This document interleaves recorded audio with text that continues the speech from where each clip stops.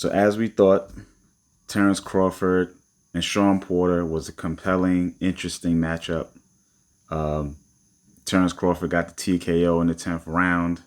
Controversial stoppage by Kenny Porter, Shawn Porter's father and trainer. Um, I think it was, probably a little controversial. I agree with that. Maybe it shouldn't have been stopped as soon as it was. But I think we have to realize that there was probably conversations about retirement prior to the fight. And I think that played into his decision. If he saw something that was a risky, risky affair after a knockdown, or he didn't look good at certain points, there was probably no doubt that he was going to do the same thing no matter what. So we can't get too upset about it. You got to remember, these things are happening behind the scenes that we are not aware of. So and that's his father. So you got to remember, it's not just a trainer, and trainers can get close to their fighters just like relatives can, but this is his actual father. So we got to keep that in mind. And if Shawn never really mentioned the retirement talk to his dad specifically, there's body language, there's a focus that isn't there if you're thinking about retirement. And who's going to know you better than your dad, especially as close as they are, right? So, let's just give the congratulations to Shawn Porter on a great career. We got to give him all the props in the world because he's the one guy at welterweight that fought everybody and gave everybody the hardest fight they've ever had. Even though and he might have had controversial losses, he's actually given those guys very close fights and had a lot of good moments against them, Crawford included. Crawford got a chance to prove that he could overcome adversity. And I think that's what we actually wanted to see. We didn't want to see him necessarily run away with a fight, against Porter. We wanted to see him go through something and come back from it.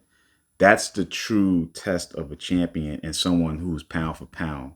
Because if he ran through him all 10 rounds, we would have some other excuse to say about his performance because Shawn Porter announced a retirement or Kenny Porter stopped it too early. That wasn't the case.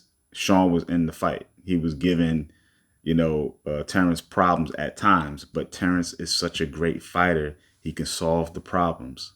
He sees something or something happens. He kept himself safe enough to be able to solve the problem when the opportunity presented itself, which it did in the 10th round.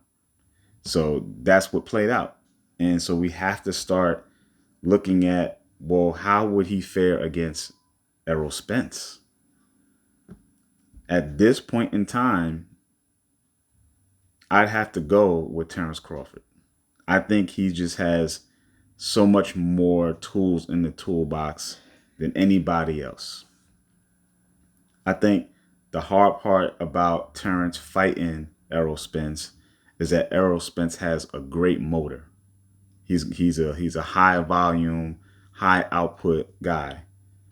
He's a great boxer also, but I think Terrence is a better boxer. So if they were to fight, I think there's more tricks in the bag for Terrence to beat Errol than vice versa. So it was a great fight.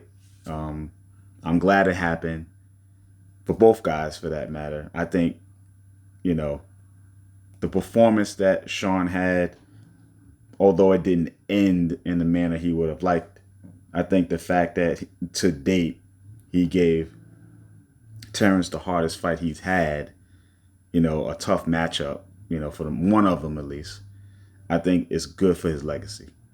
I think Shawn's legacy is cemented in the division. He's going to go down as one of the great welterweights of this era. We probably don't appreciate him as much now, but we will appreciate him even more if Crawford and Spence do not fight each other in the right time. Even if they fight each other, you know, but if it's in the wrong time, if it's not in their primes, when they're not at the top of the sport the way it was for Pacquiao and Mayweather, we're going to look at Shawn Porter's contribution to the welterweight division of boxing even more favorable because he fought everybody else. And those two guys would have never didn't fight each other either at the right time or at all. So, hat off to you, Shawn, and wish you well in your future.